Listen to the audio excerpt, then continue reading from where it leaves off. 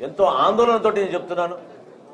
గతంలో అనేక సందర్భాల్లో ఒక మీటింగ్ జరుపుకోవాలంటేనే మేము భయపడేవాళ్ళం. ఆవిర్భావ దినోత్సవం జరుపుకుంటామంటే పార్టీ నుంచి రైతులను పోయి బెదిరించేవాళ్ళు, పొలాలు బలవంతంగా తీసుకునేవాళ్ళు. ఇప్పటంలో అయితే 22A పెట్టేసి భూములు లాక్కున్నారు. రాత్రే ఈ భూముల పైన రోడ్లు వేస్తున్నాం అని చెప్పి భయపట్టించారు.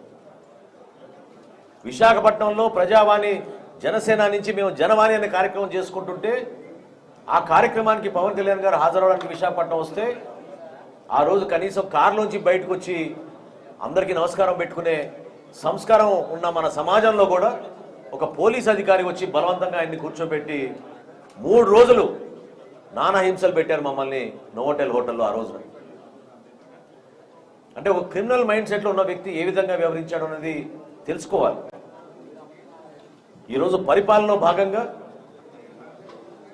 అనేక సంస్కరణలు తీసుకురావాలని మేము చేస్తున్న ప్రయత్నంలో చేతులు కట్టేసి ఉన్నాయి. ఆర్థికంగా చిన్నాభిన్నం చేసేసారు. కేవలం వాళ్ళ మాధ్యమాలు ఉపయోగించుకుని కావాలని దుష్ప్రచారం చేసుకుంటూ ప్రభుత్వానికి నష్టం కలిగిస్తున్నారు. దయచేసి ప్రతి ఒక్కరిని కోరుతున్నాను, ఈ ఆవిర్భావ దినోత్సవం ఒక పండుగ.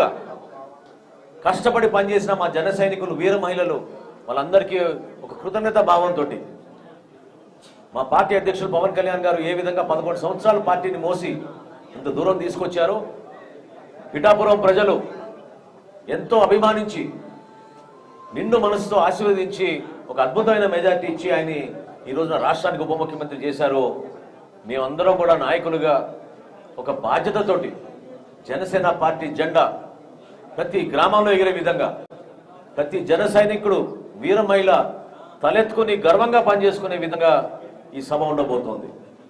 పవన్ కళ్యాణ్ గారు కూడా అదే విధంగా భవిష్యత్తులో మనం చేయబోయే కార్యక్రమాలు పొత్తు ధర్మాన్ని పాటించుకుని మనం ఏ విధంగా ఒక బాధ్యతతో వ్యవహరించాలి, ఏ విధంగా అభివృద్ధి కార్యక్రమాలు చేయాలి, ఏ విధంగా సంక్షేమ కార్యక్రమాలు చేయాలి, వీటిపైన ఆయన మనందరికీ కూడా ఒక రోడ్ మ్యాప్ ఇస్తారు. ప్రతి ఒక్కరు కూడా మీరందరూ దయచేసి ఆ సభకు హాజరవ్వండి. ఒక అద్భుతమైన కార్యక్రమం చేసుకుందాం. అన్ని విధాలుగా ఏర్పాట్లు చేస్తున్నాం. ఎక్కడ పొరపాట్లు లేకుండా మా వాలంటీర్స్ వ్యవస్థ, మా 14 కమిటీలు కూడా అహర్నిశలు కృషి చేసి అన్ని విధాలుగా వచ్చిన వాళ్ళందరినీ గౌరవించుకుని ఒక చక్కటి కార్యక్రమం చేయడానికి సిద్ధమయ్యాం.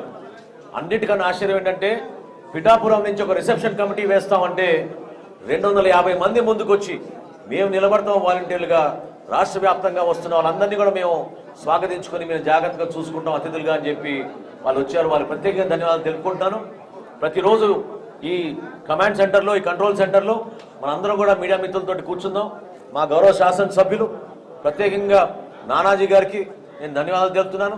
ఉదయ్ గారికి పార్లమెంట్ సభ్యుడిగా ఆయన కాకినాడ కోసం పడుతున్న కృషి గురించి అభినందిస్తూ, రాబోయే రోజుల్లో మీ అందరం కలిసికట్టుగా ఈ ప్రాంతానికి అభివృద్ధి జరిగే విధంగా పార్టీ కోసం అందరం అంకిత భావంతో పనిచేస్తామని సందర్భం తెలుపుకుంటూ సెలవు తీసుకున్నాను.